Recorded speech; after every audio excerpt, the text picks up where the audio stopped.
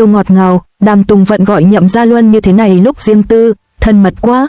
Trong làng giải trí Hoa ngữ, những cặp đôi màn ảnh luôn khiến khán giả rung động không chỉ vì diễn xuất ăn ý trên phim, mà còn bởi những khoảnh khắc ngoài đời thực đầy chân thật. Nếu nhắc đến một trong những couple gây sốt những năm gần đây, chắc chắn không thể bỏ qua bộ đôi Đàm Tùng Vận Nhậm Gia Luân. Họ đã từng hợp tác trong nhiều dự án phim, mà ấn tượng nhất chính là Cẩm Tâm Tựa Ngọc, bộ phim cổ trang đình đám từng khuấy đảo màn ảnh nhỏ. Trong phim, cặp đôi này vào vai vợ chồng, vừa ngọt ngào, vừa bi thương, đã lấy đi nước mắt và nụ cười của hàng triệu khán giả. Nhưng điều khiến fan càng xao xuyến hơn cả, chính là khi phát hiện, ngoài đời, Đàm Tùng Vận và Nhậm Gia Luân cũng rất thân thiết. Mới đây, một tiết lộ bất ngờ từ hậu trường đã khiến mạng xã hội xôn xao. Đàm Tùng Vận có một cách gọi Nhậm Gia Luân vô cùng đặc biệt khi cả hai ở trong không gian riêng tư. Trong các buổi phỏng vấn, Đàm Tùng Vận nhiều lần thừa nhận rằng cô vô cùng quý mến Nhậm Gia Luân. Nam diễn viên là người trầm tính, ít nói, đôi khi hơi nghiêm túc, còn cô lại hoạt bát, lanh lợi, mang đến sự cân bằng tuyệt vời. Các fan đã từng nhiều lần soi được rằng trong hậu trường quay phim, Nhậm Gia Luân thường lặng lẽ quan tâm đến đồng nghiệp. Khi thấy Đàm Tùng Vận phải mặc váy dày nặng trong trời nóng, anh chủ động lấy quạt mini đưa cho cô. Khi cô lỡ trượt chân, anh nhanh nhẹn đưa tay đỡ. Những chi tiết nhỏ bé đó lại khiến khán giả tin rằng họ không chỉ là bạn diễn đơn thuần. Và trong chính sự thân thiết ấy, Đàm Tùng Vận đã gọi Nhậm Gia Luân bằng một biệt danh vô cùng ngọt ngào. Biệt danh riêng tư, ngọt đến sâu răng. Theo một nguồn tin từ ekip, Đàm Tùng Vận thường gọi Nhậm Gia Luân là Gia Gia khi cả hai không ở trước ống kính truyền thông. Nghe thì có vẻ bình thường, nhưng đối với fan showbiz, đây là một điều cực kỳ thân mật. Bởi lẽ, trong giới giải trí Trung Quốc, hầu hết nghệ sĩ thường gọi nhau bằng họ hoặc tên đầy đủ để giữ phép lịch sự. Việc rút gọn thành một cách xưng hô ngắn gọn, trìu mến như vậy thường chỉ dành cho những người rất thân thiết. Hình ảnh hậu trường còn ghi lại cảnh Đàm Tùng Vận vừa mỉm cười vừa gọi Gia Gia, đến đây nè, Gia Gia, giúp em một chút với. Khán giả xem xong đều phải thốt lên, đây đâu còn là đồng nghiệp bình thường nữa, mà giống như một cặp đôi thật sự rồi. Trong những cảnh quay tình cảm, vì phải đóng vai vợ chồng, Đàm Tùng Vận và Nhậm Gia Luân đã tập cho mình thói quen xưng hô gần gũi hơn. Để tạo cảm giác tự nhiên, họ đã bàn bạc cùng đạo diễn, thống nhất rằng khi không quay, họ cũng nên giữ cách gọi đó để không bị gượng gạo khi vào cảnh. Và thế là từ chỗ chỉ là thói quen nghề nghiệp, Gia Gia đã trở thành một biệt danh thân mật thực sự.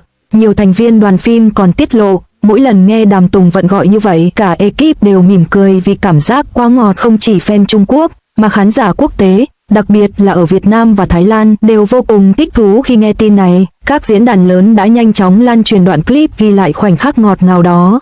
Một bình luận trên Weibo viết cách gọi này quá dễ thương, nghe thôi cũng cảm thấy họ thật sự gần gũi. Một fan Việt Nam thì phấn khích, nếu không nói là đồng nghiệp, tôi còn tưởng họ đang hẹn hò thật. Tùng Vận gọi Gia Luân như vậy thì ai mà chịu nổi chứ. Trên Twitter quốc tế, hashtag thăng GIA và thăng Đàm Tùng Vận Nhậm Gia Luân còn leo lên top trending, chứng tỏ sức hút mạnh mẽ của cặp đôi màn ảnh này.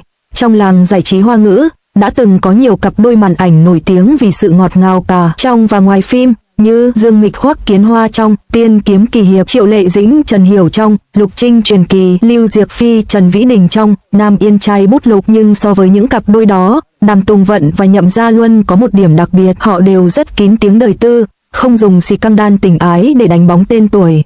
Chính sự tự nhiên và chân thành ấy khiến khán giả càng tin rằng tình bạn hoặc có thể là tình cảm của họ là thật, chứ không phải chiêu trò. Người hâm mộ ghép đôi không ngừng. Từ sau khi nghe biệt danh Gia Gia, các fan đã liên tục sáng tạo hàng loạt video edit, tranh vẽ fan art và cả tiểu thuyết fanfic về cặp đôi này.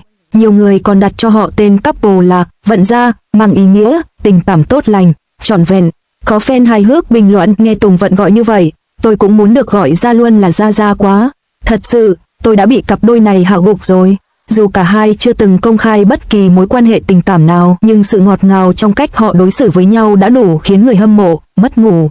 Một số phóng viên còn mạnh dạn hỏi trong buổi phỏng vấn, nếu có cơ hội hợp tác lần nữa, hai người có muốn đóng tiếp vai vợ chồng không? Đàm Tùng Vận đã cười, nhìn Nhậm Gia Luân và trả lời, nếu Gia Gia đồng ý, em chắc chắn sẽ nhận vai. Câu trả lời ấy, một lần nữa khiến khán giả rụng tim tập thể. Trong thế giới showbiz đầy thị phi, có những khoảnh khắc ngọt ngào, chân thật như thế này lại càng trở nên quý giá. Cách Đàm Tùng Vận gọi Nhậm Gia Luân bằng biệt danh riêng tư không chỉ là một chi tiết nhỏ, mà còn là minh chứng cho sự thân thiết thật sự của họ. Và dù họ chỉ đơn thuần là đồng nghiệp, hay có một mối quan hệ sâu đậm hơn, thì chắc chắn hình ảnh Gia Gia cùng tiếng gọi dịu dàng của Đàm Tùng Vận sẽ còn khiến khán giả nhớ mãi. Bởi trong lòng người hâm mộ, Cặp đôi màn ảnh Đàm Tùng Vận Nhậm Gia Luân đã trở thành một biểu tượng ngọt ngào khó quên, không chỉ dừng lại ở câu chuyện gọi nhau bằng những cái tên đặc biệt trong khoảnh khắc riêng tư. Cư dân mạng còn nhanh chóng tổng hợp lại hàng loạt bằng chứng, cho thấy mức độ thân thiết hiếm có của Đàm Tùng Vận và Nhậm Gia Luân. Trong một buổi phỏng vấn sau khi đóng chung phim, khi được hỏi về ấn tượng của mình dành cho bạn diễn, Đàm Tùng Vận đã không ngần ngại mỉm cười, ánh mắt long lanh như có thể nói thay lời lòng. Anh ấy là một người cực kỳ chu đáo, đôi khi còn quan tâm đến từng chi tiết nhỏ nhất, khiến tôi không khỏi cảm thấy ấm áp. Trong khi đó, Nhậm Gia Luân cũng chẳng hề giấu giếm cảm xúc. Anh thẳng thắn chia sẻ, nếu không có Tùng Vận chắc chắn nhiều cảnh quay của tôi sẽ chẳng thể trọn vẹn như vậy.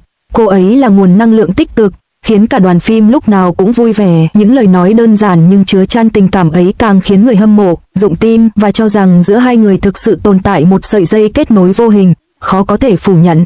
Điều làm khán giả thêm thích thú chính là cách xưng hô riêng tư mà Đàm Tùng Vận từng hé lộ trong hậu trường, không còn là những từ ngữ xa cách như Nhậm Gia Luân tiên sinh hay đồng nghiệp. Cô thường gọi anh bằng một cái tên vô cùng thân mật, kèm theo giọng điệu ngọt ngào khiến ai nghe cũng cảm thấy như lạc vào một câu chuyện tình lãng mạn. Chính chi tiết này đã làm dấy lên hàng nghìn bài viết thảo luận trên các diễn đàn với những tiêu đề gây sốt như Đàm Tùng Vận gọi Nhậm Gia Luân thế này thì fan couple biết sống sao đây. Hơn nữa, trong một buổi họp báo quảng bá phim, khán giả còn tinh ý phát hiện ánh mắt của Nhậm Gia Luân luôn vô thức hướng về phía Đàm Tùng Vận. Dù cô không nói gì, anh vẫn mỉm cười, như thể chỉ cần nhìn thấy người bạn diễn thân thiết ấy thôi cũng đủ khiến anh thấy an tâm.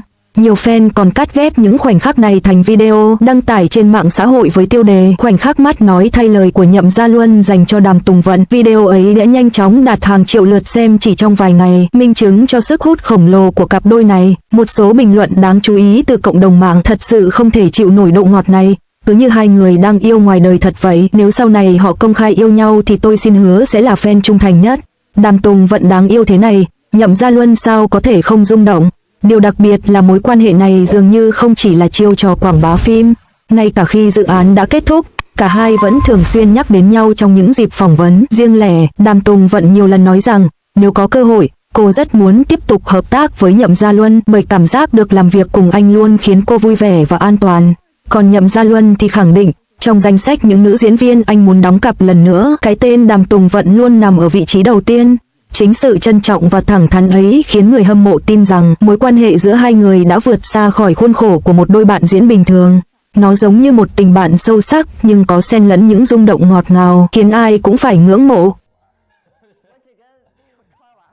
最偏爱的还要当属唐小天，这一双眼已经